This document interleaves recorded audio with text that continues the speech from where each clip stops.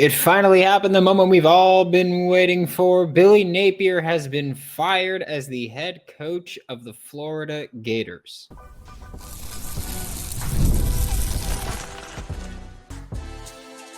You are Locked On Gators, your daily podcast on the Florida Gators.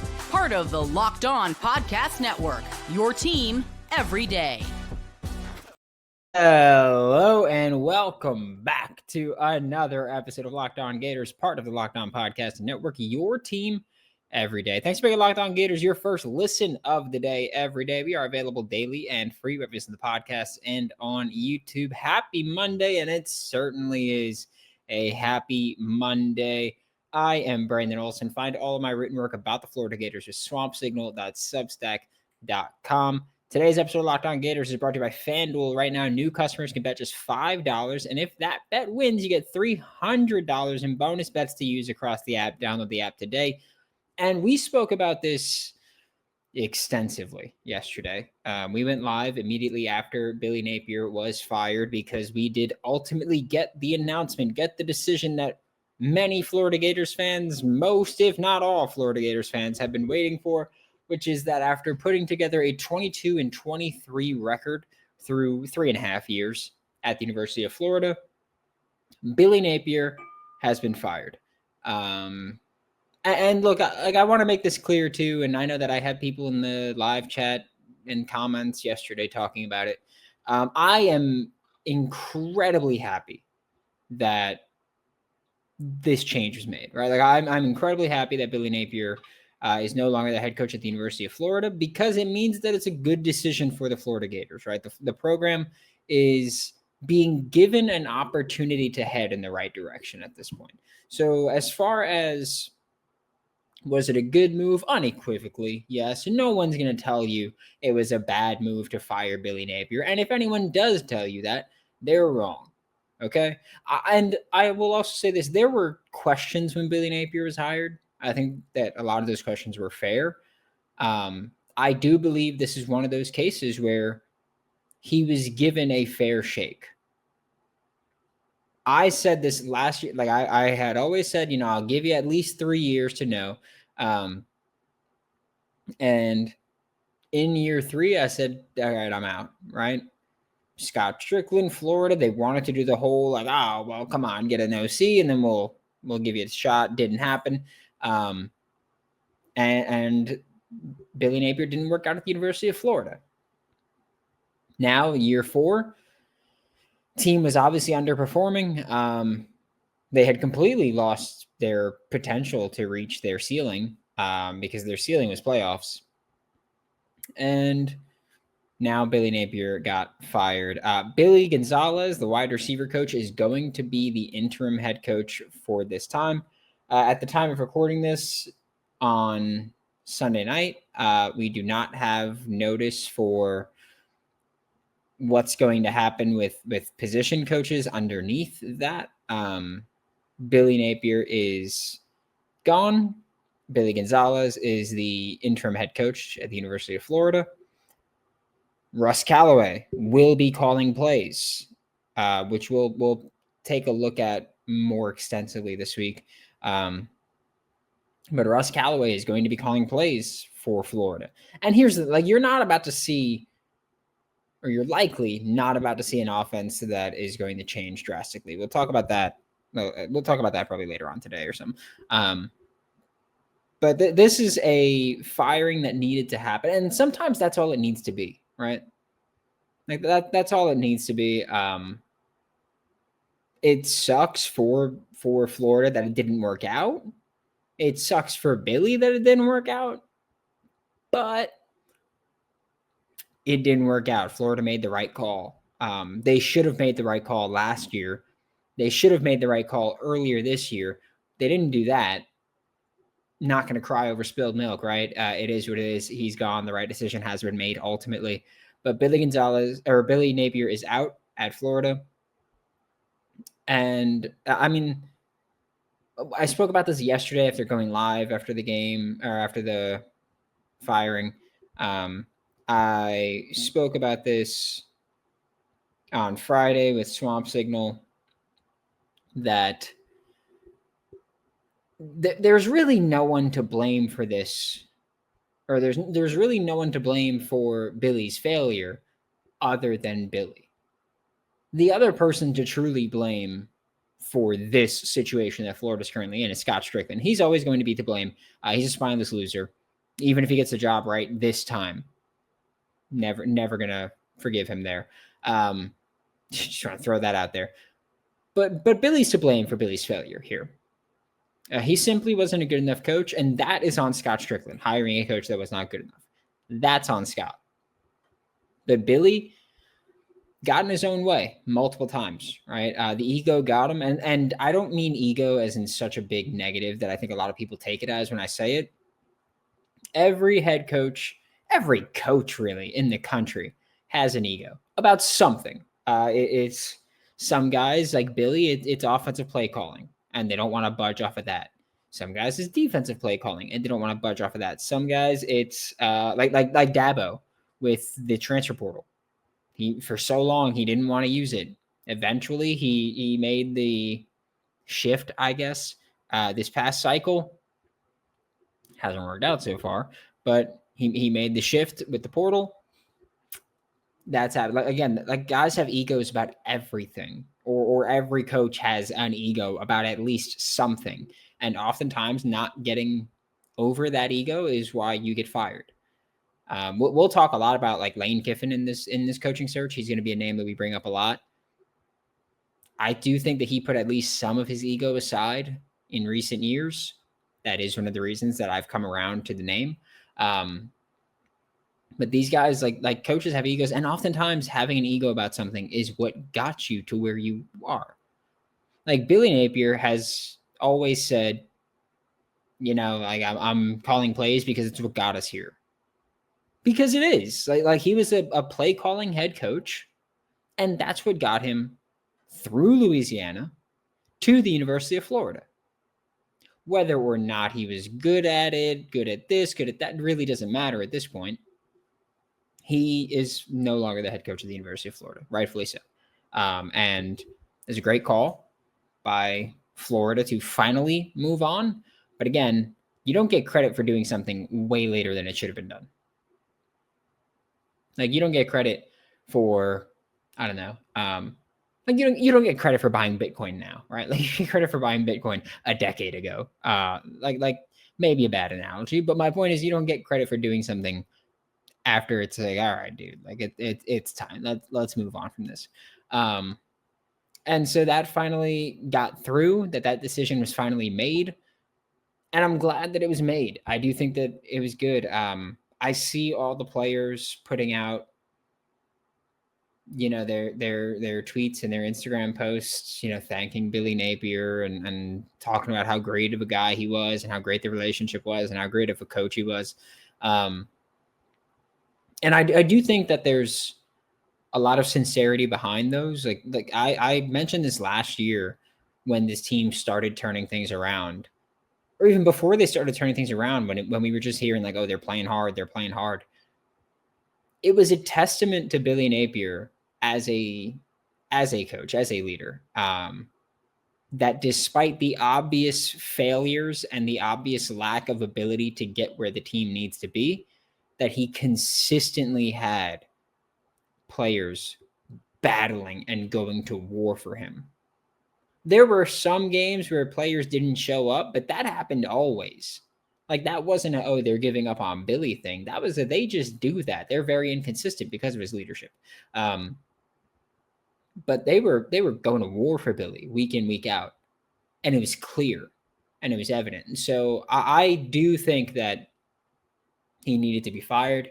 I believe I was one of the first people in media to say that he should be fired last year. And so I stand by that. Like I stood by it always, but had to happen. Sucks to see like some of the players. Like, honestly, the tough part for me that I've talked about, and I've said this like privately, not so much publicly, but it's like there are certain like players and certain like members of the staff at Florida that it's like you talk to and you develop a little bit of a professional relationship with. And it does suck that it's like, oh, like a lot of those people are probably losing their jobs. And I think that's more the bittersweet part for me about this. It's like I've never had to cover a firing where I know people on the staff that are getting fired. And when the Giants eventually, inevitably, make a firing there, I'll be going through the same thing there. That's just me personally. Obviously, like I don't expect anybody to feel the way. I don't care if you feel the same way. If you feel happy, if you feel sad, I don't care. And I understand. Billy Napier's getting $21 million. The assistants aren't getting life-changing money. Like I feel bad for people. But that's just, that's the nature of the beast of football, really. We are going to talk about where the Florida Gators go from here when we get back with Locked On Gators. The NFL season is here, and FanDuel has an offer you don't want to miss. I will apologize to the Jacksonville Jaguars fans. I feel like I doing this read for a few weeks, and I've been like, oh, good season for the Jaguars, and then last night or yesterday morning happened. Yikes. But also, international game, throw it out the window. It doesn't matter. New customers can bet just $5 and get $300 in bonus bets if you win on FanDuel. That's right. You pick a bet, you put down $5, and if it hits, you'll unlock $300 in bonus bets to use across the app. So what are you waiting for? Visit FanDuel.com to download the FanDuel app today and get started. One of the tools that help make a huge difference for business owners is Quo, formerly Open Phone. It's the same great business phone system you've heard me talk about before for years now at this point, just with a new name. And here's why it matters. Every missed call is money left on the table. When every customer conversation counts, you need a phone system that keeps you connected 24/7. Quo is the #1 business phone system that streamlines customer communications. It works right through an app on your phone or computer, so no more carrying two phones or relying on a landline. See why over 90,000 businesses trust Quo, formerly Open Phone. Get started free and get 20% off your first 6 months at quo.com/lockedoncollege. That's QUO.com/lockedoncollege. And if you've got existing numbers with another service, Quo will port them over at no extra charge. Quo, no missed calls, no missed customers. Thanks again for making Locked On Gators your first listen of the day every day. We are available daily and free, whether it's in the podcast and on YouTube. And with the firing of Billy Napier at the University of Florida, it now opens a conversation for a billion different things, right? First, Billy Gonzales being the interim head coach. I think that was a good decision. We spoke about this. I don't even remember when we spoke about it last week at some point. We spoke about potential interims, right? And we went through the list, and it was Ryan O'Hara wasn't going to get it. Jabbar Jalouk, I firmly believe that Jabbar Jalouk was supposed to be the interim coach, and then smacked a player prior to the LSU game, and that took that off the table for him. Or I don't even want to say took that off the table for him, because I wasn't really sure until they made the announcement that it wasn't Jalouk. But I would imagine that played a part in it. But so Jabbar Jalouk was, I think, by many people thought to be the interim in waiting. And then he got suspended for 3 games. And maybe that gave Billy Napier a little bit of time, right? Probably not, but maybe. Just because at that point they would have been down 2 coaches. So maybe that was it. Again, it wasn't. It was that they were sitting on their hands trying to not fire him. But Jabbar Jalouk was a candidate. Didn't happen. Tight end coach / offensive coordinator Russ Callaway, no, wasn't going to be the guy. Shouldn't be the guy also. And just for that matter, when people talk about Ron Roberts, defensive coordinator, also should not have been the interim coach. We had a lot of people talking about that in recent weeks, really saying, oh, make Ron Roberts the DC, or make Ron Roberts the interim, which I do understand the thought process behind it, because Ron Roberts, if I'm not mistaken, was the only coach on the staff that had been a head coach before, because he was the head coach at Delta State and Southeastern Louisiana, I want to say. But those aren't exactly powerhouse programs. But those are the programs where he had, Patrick Toney, Ron Roberts, or Patrick Toney, not Austin Armstrong, but Patrick Toney, Pete Golding, both Ron Roberts tree members. Austin Armstrong, also part of the Ron Roberts tree. But we've had a Ron Roberts name thrown in there a bunch for the interim title. And the answer was always no for that, for quite a few reasons. One of them being that I am firmly against promoting a coordinator to head coach.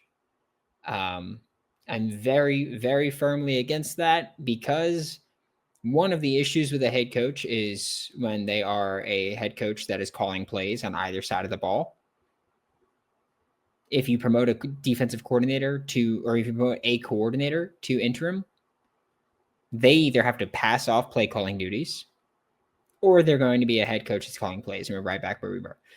Russ Callaway will be taking over play calling duties for the offense, which is, again, why he should not have been an interim. Ron Roberts will continue calling plays for the defense. At this point, again, like we haven't seen anything announced or anything that would change that thought process right now. But that's that with the plan. We'll see. If I doubt that we see many more staff changes. I feel like you often do see when a head coach is fired, an interim comes in, and then, they'll fire some other assistants. I don't think that Billy Gonzales is going to do that. One, he doesn't seem like the kind of guy that's like looking to make waves all the time. So I don't think that's going to be his game. Two, he's been at Florida for 3 years now. Obviously, he was at Florida under Urban and under Dan Mullen. But he's been at Florida for 3 years now under Billy Napier. He's been on staff with all these guys. Like the guys where it's their first year, sure, he hasn't been on staff with them for more than a year. But like Ron Roberts, 2 years. Russ Callaway has been here the entire time. Things like that, or they've been here the entire time. So I don't view Billy Gonzales as someone that's going to make a whole bunch of changes. Honestly, I would like to see one specific change, which I would like to see Rob Sale be part of that departure. Came here with Billy Napier, of course, is one of the very few coaches that has been here from the beginning. Jabbar Jalouk's another, but Jabbar Jalouk's room is performing consistently at running back, despite injuries. Rob Sale has been leading the offensive line. I would like to see you go, hey, you know what? We got a bye week, and then we got 5 games after that. Let's see what Jonathan DeCoster can do leading an offensive line and not being an assistant to Rob Sale. So I would like to see Jonathan DeCoster get that shot. And I said this yesterday on the live show, I've spoken to people about him and like players and coaches from previous spots, and I've heard good things about him. So I'd be really interested to see what he would do leading a line. We had Jedrick Wills send in a quote for me one time talking about Jonathan DeCoster just being like, yeah, he's awesome. Like he's awesome. I'm glad he's getting the opportunity to actually be a full-time on-field coach here. So I don't think Billy Gonzales makes many changes. Russ Callaway being the offensive coordinator and the offensive play caller gives you really interesting possibilities offensively. I don't think we see anything. I will say one thing I would like to see is one of the assistants get bumped up to wide receiver coach and let Billy Gonzales genuinely just be the head coach. Just let him give that a shot, see how that goes for him. He's probably toward the end of his climb as a coach. Like I feel like he's kind of, really like settled in as a wide receiver coach. And I think that, he'll be a wide receiver coach elsewhere after this as well. But I don't know. I don't view him as someone where you go, oh yeah, like he's working his way up to be a head coach. I view him as someone where you go, all right, like he's a wide receiver coach and that's what he is. And we can rely on him to do that. Granted, again, like I wanted to replace this past offseason. I'm fine with him as an interim, honestly. We had Tawan was in the chat yesterday and he was just like, I know you don't like that. It's Billy Gonzales. And it's like, I don't dislike Billy Gonzales. I just don't think that he's a great wide receiver coach anymore. I think that he's going to have that role, and he always will because he's earned that with his reputation. But I don't think that the development's been there at receiver lately. So I wanted him replaced there, and I'm fine saying that. But as far as an interim, I think he should be one of the favorites. I thought he should have been one of the favorites to be the interim. Been here for championships, has done it all. Like he should be one of the favorites. It should have been him and Mike Peterson were the two that I thought after the Jabbar Jaluk slap. Again, I thought Jabbar Jaluk had the slap versus LSU. And then it was like, all right, well, Billy Gonzales, Mike Peterson should be the guys. We got our answer there. We're going to talk a bit about Russ Callaway becoming the offensive play caller and what that could mean for Florida when we get back with Locked On Gators.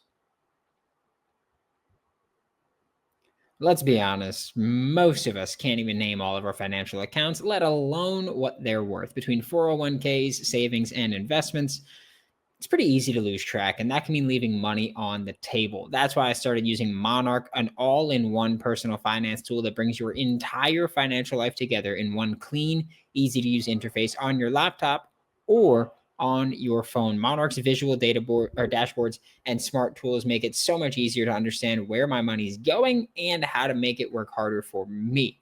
Don't let financial opportunities slip through the cracks. Use code LOCKEDONCollege at monarch.com for 50% off your first year. That's monarch.com, code LOCKEDONCollege for half off your first year. Thanks again for making Locked On Gators your first listen of the day every day. We are available daily and free, wherever the podcast and on YouTube. And the Florida Gators now have a new offensive play caller for the first time since Billy Napier took over as the head coach at the University of Florida. It's offensive coordinator Russ Callaway, who has been the offensive coordinator, but is now taking over play calling duties, which he has not been doing at Florida. He's been an offensive coordinator before at Samford, but the thing with the Samford job, gig, whatever you want to call it, the thing with the Samford spot is that Chris Hatcher's the head coach at Samford. And if you're unfamiliar with the Hatch attack, it is a variation of the air raid, which Russ Callaway played at Valdosta State. He was with Hal Mummy. He was with Mike Leach. It comes from the air raid, right? Chris Hatcher comes from the air raid, Valdosta State, like still there. So it'll be really interesting. Chris Hatcher, by the way, has had a lot of successful coaches work under him, including former Florida Gators head coach Will Muschamp, including Kirby Smart. So Chris Hatcher has a great eye for coaching talent. Still the head coach at Samford, has been since 2015. Russ Callaway was the offensive coordinator there. I don't know the specifics about who was calling plays in that time. I'm going to try to find that out here. I know that we've talked about it before, being like, oh, like, well, he's an air raid guy, which he should still be an air raid guy. But I also had someone reach out to me and go, hey, he wasn't really the play caller there full time. So I want to get the answer for that. Outside of that, passing game coordinator at Samford prior to being the OC. I don't know exactly what Russ Callaway is going to be doing as a play caller, because the air raid, by the way, is much more than just, oh, we throw the football a lot. Like when people talk about the air raid, you go, oh, you throw the football a lot. It's different. It's a system. Russ Callaway is not going to implement a new system in a bye week, right? And if he does, that's going to be incredible and probably ugly. So Russ Callaway is not going to implement a brand new system here. He's not going to become an air raid team. They might throw the football a lot more, but here's another thing. They've been throwing the football kind of a lot this year, despite the offensive line not really getting the job done. But I'd be very interested to see what that's going to look like when you have Jacoby Jackson healthy, or Duke Clark is, I don't know what his timeline looks like. We never really got specifics on his injury. Or if you have KD Daniels back, like it's a bye week. Anybody can come back. I'll be interested to see how many 2-back sets we see because that is an air raid principle. We've seen Florida use 2-back sets. We've seen Florida use like a I don't know what to call the formation specifically. It's a 2-back set, but instead of it being 2 backs, it's a running back and like Vernell Brown the third, or Aiden Mizell we've seen out there. So I'd be interested to see how much of that we see. I do think that can create some interesting matchups, and Russ Callaway might be trying to get to that.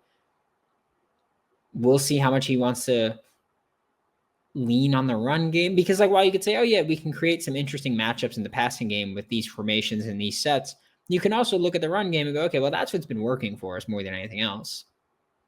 So you'll kind of see, like, does he lean into what he, I don't want to say grew up with, but like what he came up with stylistically?